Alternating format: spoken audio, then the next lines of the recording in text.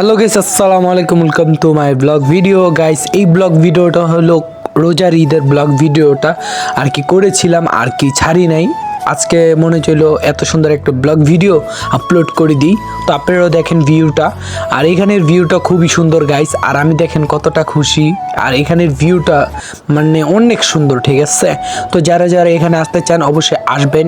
আর এখানের লোকেশনটা হলো নারায়ণগঞ্জ চাষারা পার্ক, তো এটা বললেই হবে। তো দেখতে পাচ্ছেন আমি অনেক ফিরে আছি, অনেক ভালো লাগতেছে। বা চারদিকে মানে কি সমুদ্রের ভিতরে আসলাম।